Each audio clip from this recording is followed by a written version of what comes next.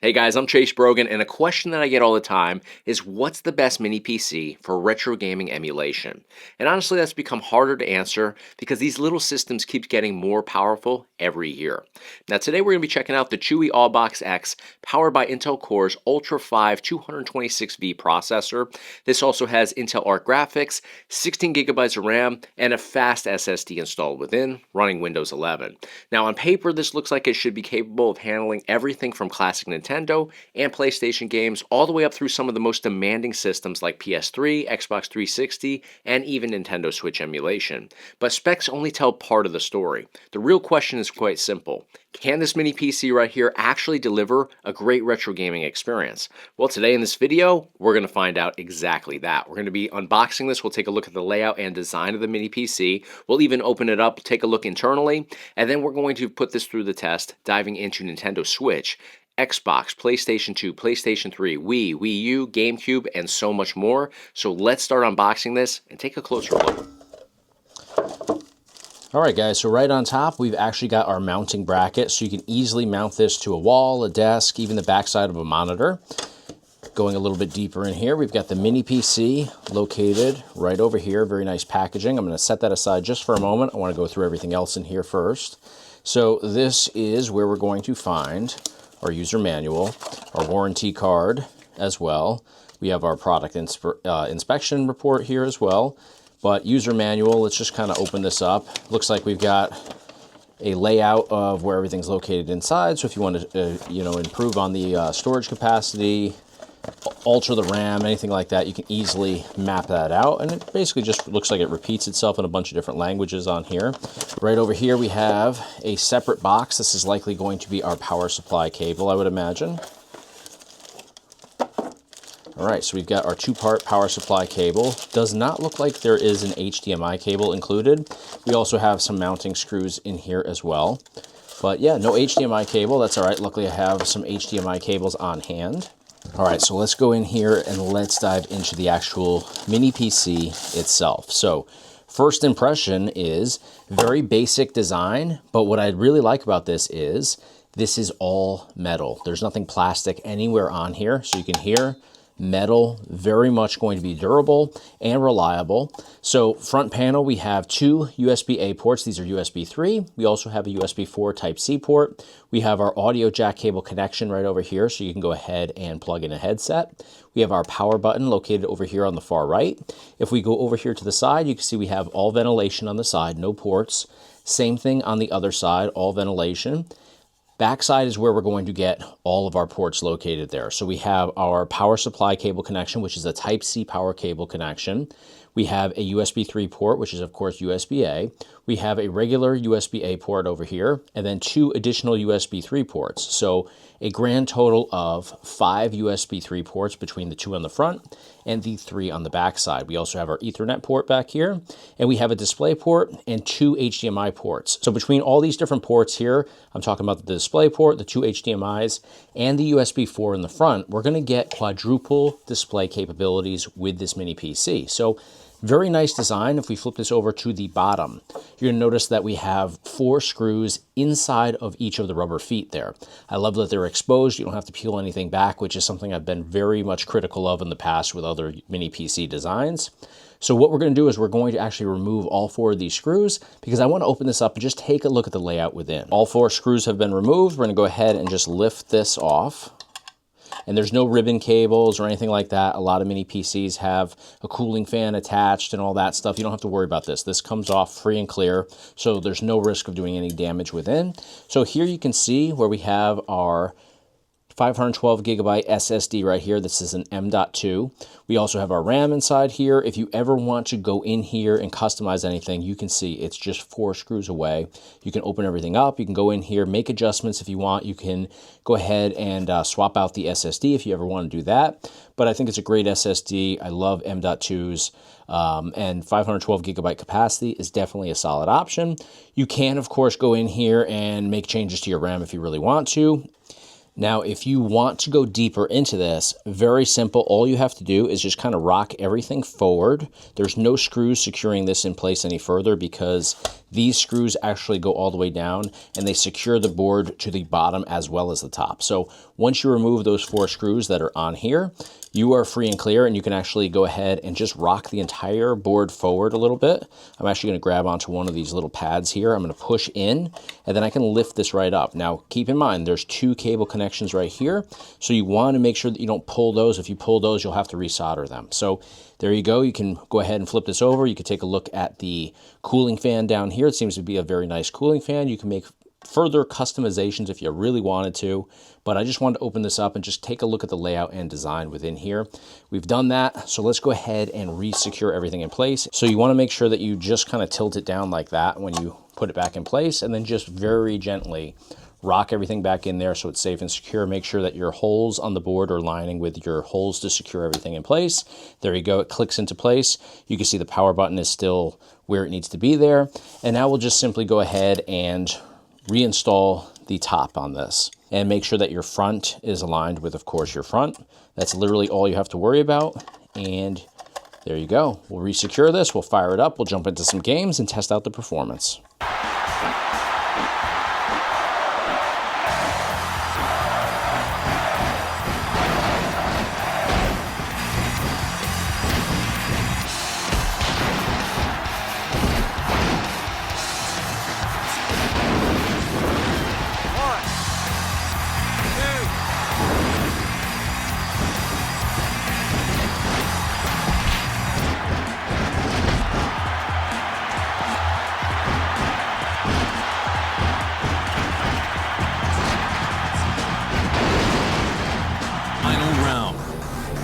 Fight!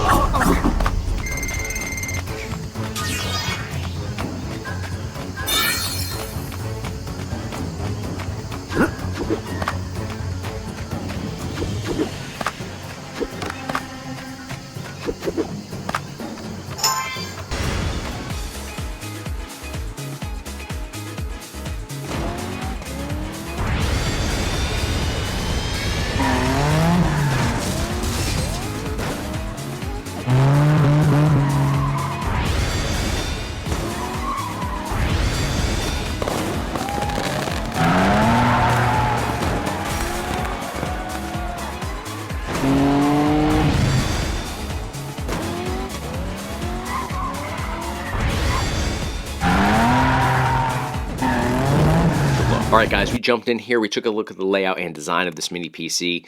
Love the fact that it's all metal, this isn't cheap plastic anywhere on here. It's sleek, it's lightweight, but it has a ton of ports that really make a difference for gamers like myself. Tons of USB 3 ports, which are crucial, and then we have those multiple display capabilities as well. Now, do the multiple displays really make a huge difference for gamers? No, not really. But if you want to use this for more than just gaming, that really is going to make life so much easier. You can work off of this, you can use this for streaming, you can use this for watching movies, TV shows, YouTube. There's just unlimited ways that you can use this mini PC, and those multiple display options definitely increase your use cases here.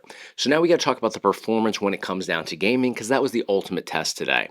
And now that I've spent some time with the Chuwi AuBox X across a wide range of different retro gaming systems, I think I have a pretty good understanding of exactly what this machine is actually capable of.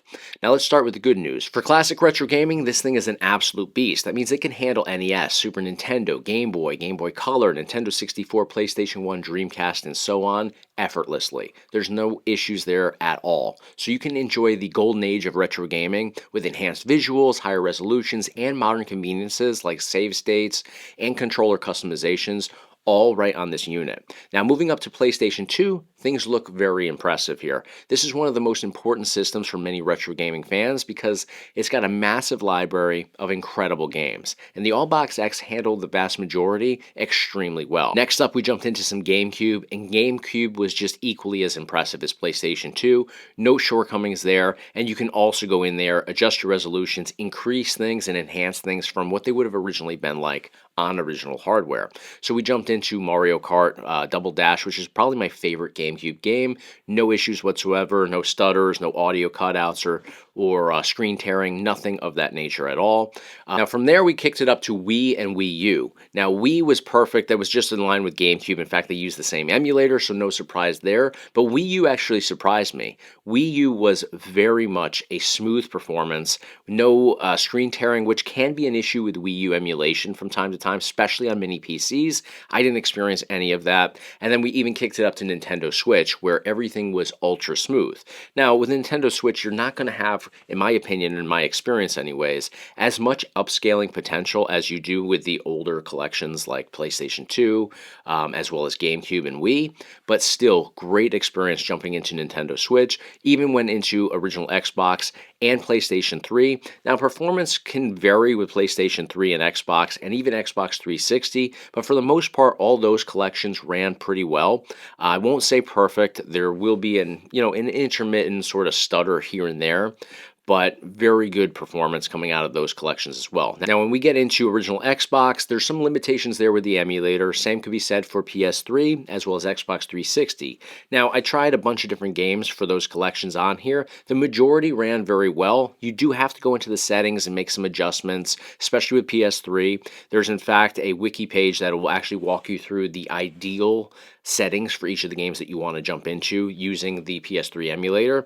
Definitely lean into that. It's going to make performance much better for you. And even from there, you can start customizing some settings, adjustments, and tweaks to better the experience.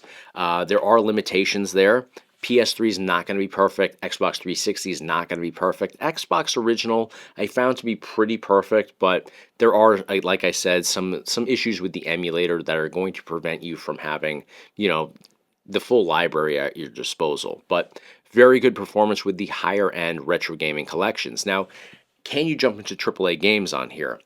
I wouldn't recommend it. You can. There's some games that are going to work great, like Teenage Mutant Ninja Turtles: Shredder's Revenge. That's a game that really isn't super demanding. You'll be able to get into that effortlessly, but you're not going to be jumping into the latest Call of Duty games. And if you do jump into AAA games, you're going to have to scale back your graphics on there considerably. So again, wouldn't recommend this for AAA gaming. But if you want to be able to access all the retro gaming out there through emulation, this mini PC definitely has your back. So at the end of the day, this product right here from Chuwi is a very interesting option that's going to get you into all those retro games effortlessly. If your primary goal is emulating everything from classic generations all the way through PS2, GameCube, Wii, Dreamcast, Wii U, and Nintendo Switch, then this machine is definitely an option for you. In fact, I would consider it overkill for many of those older systems like NES, Super Nintendo, and 64 Dreamcast.